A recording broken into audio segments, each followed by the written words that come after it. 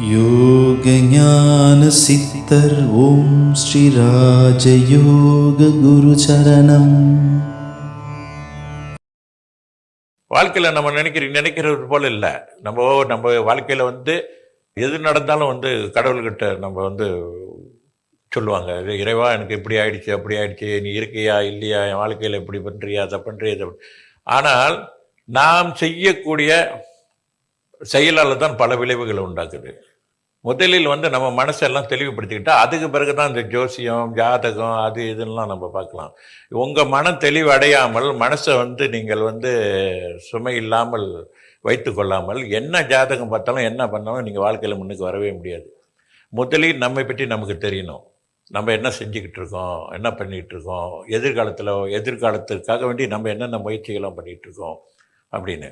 அதாவது இறந்த காலம்ன்றது முடிஞ்சு போச்சு. இறந்த காலத்தினோட பிரதிபலிப்பு தான் இப்போ நிழல்காலம். இந்த நிலகாலத்தில் உள்ளது தான் எதிர்காலத்துக்கு போகுது. ஆக நாம் இப்போ இருந்து என்னென்ன பண்ணுறோமோ அதுதான் நம்ம எதிர்காலத்தில் நம்ம அனுபவிக்க முடியும். ஆக எதிர்காலத்தை பற்றி நம்ம நினச்சிக்கிட்டு நம்ம சும்மா இருந்தால் முடியாது. அதுக்கான வேலைகளை நம்ம செய்யணும். இவைகள் அனைத்துமே இந்த யோக சக்தியின் மூலமாக நாம் செய்து கொள்ளலாம்.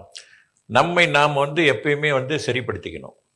அடுத்தவங்களை நம்ம அடுத்தவங்களை குறை சொல்கிறது, அடுத்தவங்களை பற்றி பேசிக்கிட்டே இருந்தோமா நம்ம வாழ்க்கையில் எதுவுமே முன்னேற முடியாது. நம்மளை பற்றி நம்ம பார்க்கணும். நம்ம என்ன பண்ணிக்கிட்டு இருக்கோம், என்ன செஞ்சிகிட்டு இருக்கோம், நம்மளை எப்படி நம்ம சீர்படுத்திக்கிறது அப்படின்னு பார்த்தோம்னு சொன்னால் நம்ம வாழ்க்கையில் சிறப்படையலாம். யோக ஞான சித்தர் ஓம் ஸ்ரீ ராஜயோக குரு சரணம்.